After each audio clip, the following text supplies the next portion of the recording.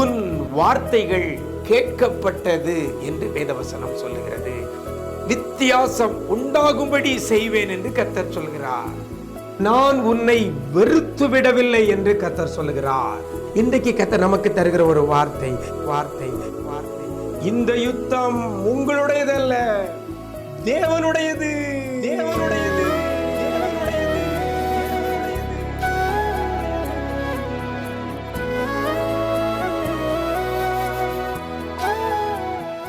கிறிஸ்துவில் பிரியமானவர்களே, ஆண்டவரும் இரட்சகரும் ஆகிய இயேசு கிறிஸ்துவின் ஈடு இணையற்ற நாமத்தில் உங்களுக்கு அன்பின் வாழ்த்துக்களை தெரிவிக்கிறேன். நல்லா இருக்கிறீங்களா?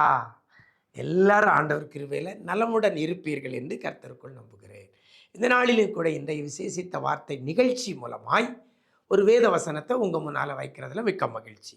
2 நாளாகமத்தின் புஸ்தகம் 20ஆம் அதிகாரம் 15ஆம் வசனத்தில் கடைசியில் இவ்வாறாக சொல்லப்படுகிறது, இந்த யுத்தம் உங்களுடையது அல்ல, தேவனுடையது. இந்த யுத்தம் தேவனுடையது, இந்த யுத்தம் உங்களுடையது அல்ல என்று வேதவசனம் சொல்லுகிறது. இன்னைக்கு உங்களுக்கு விரோதமாக அநேகர் கூடியிருக்கலாம், உங்களுக்கு விரோதமாக அநேகர் எதிராக இருக்கலாம். உங்களை ஒடுக்க, உங்களை நெருக்க, உங்களை உபத்திரவப்படுத்த அல்லது உங்களை அழிக்க ஒரு கூட்டம் எழும்பி இருக்கலாம்.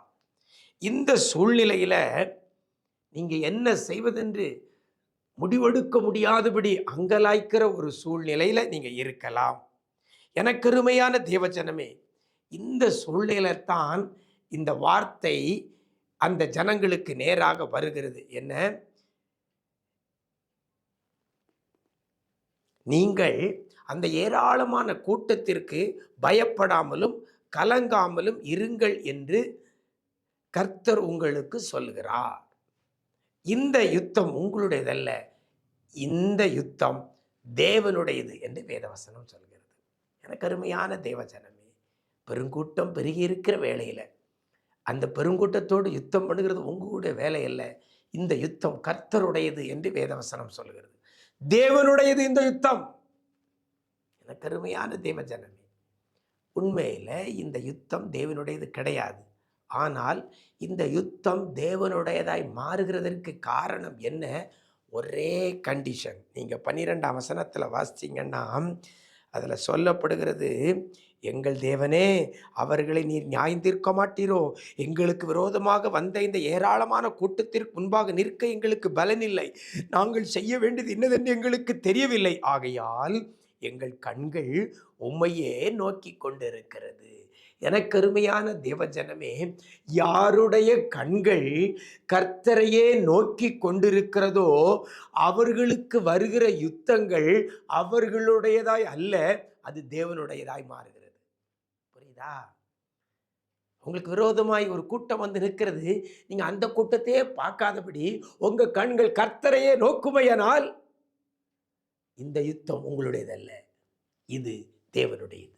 இன்னைக்கு நாம எதிரியை பார்த்துக்கிட்டே இருக்கிறோம். ஐயோ, அவங்க அப்படி வந்துட்டாங்க, இப்படி வந்துட்டாங்க, அப்படி சொல்லிட்டாங்க, இப்படி சொல்லிட்டாங்க, இப்படி வராங்களே, இப்படி வராங்க, அவங்கள பார்த்துக்கிட்டு இருக்கிறோம். அவங்கள பார்த்துக்கிட்டு இருந்தா இந்த யுத்தம் உங்களுடையது, என்னுடையது.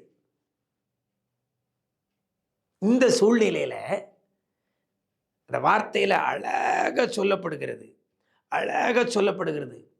யோசபாத் அவங்க சொல்ற ஒரு காரியம், எங்கள் கண்கள் உண்மையே நோக்கி கொண்டிருக்கிறது. இன்னைக்கு பிரச்சனையை பார்க்காம, எதிராய் நிற்கிறவர்களை பார்க்காமல் உங்களுடைய கண்கள் கர்த்தரையே நோக்கி கொண்டிருக்குமேயானால், யோசபாத்தை போல உங்களுடைய கண்கள் கர்த்தரையே நோக்கி கொண்டிருக்குமேயானால் இந்த யுத்தம் உங்களுடையதல்ல.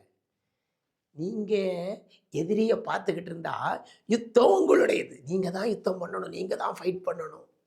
ஆனா நீங்க எதிரியை பார்க்காம, உங்களுக்கு திரளா எழும்பி இருக்கிற அந்த கூட்டத்தை பார்க்காமல் கர்த்தரையே பார்ப்பீர்களே ஆனால், உங்களுடைய கண்கள் கர்த்தரையே நோக்கி கொண்டிருக்குமே ஆனால் இந்த யுத்தம் உங்களுடையதல்ல, இந்த யுத்தம் தேவனுடையது. தேவனோட ஒரு மனுஷன் யுத்தம் பண்ணி ஜெயிக்கவே முடியாது. தேவனோட ஒரு பெரும் கூட்டம் யுத்தம் பண்ணி ஜெயிக்கவே முடியாது.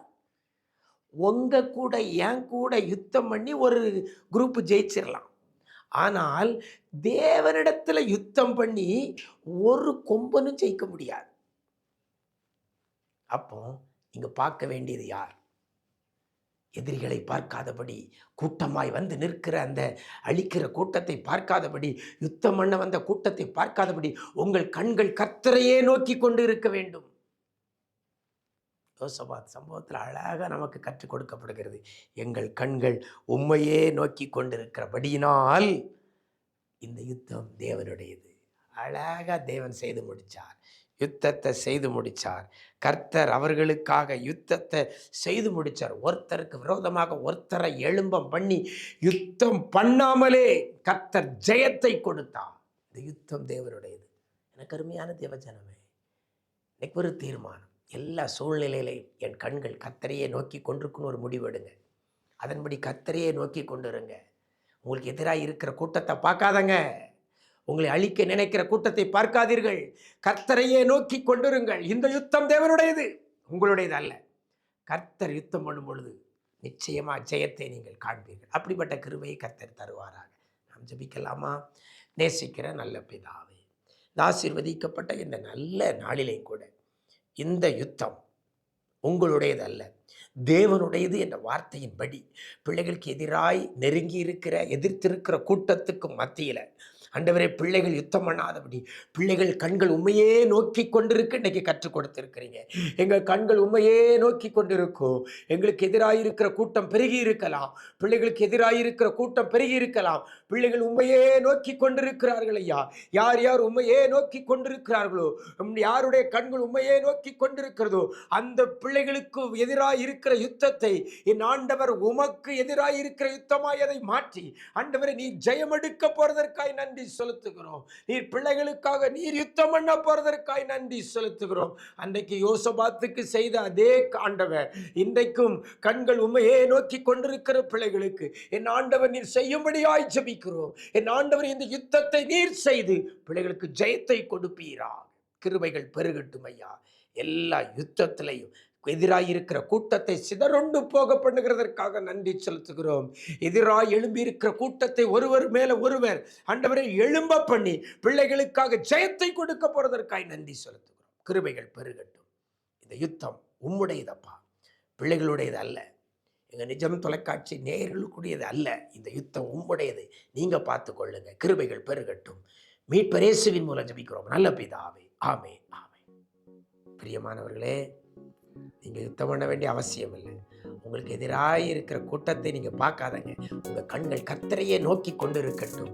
கர்த்தர் உங்களுக்காக யுத்தம் பண்ணுவாங்க. அப்படிப்பட்ட கிருபையை கர்த்தர் தருவாராக. God bless you.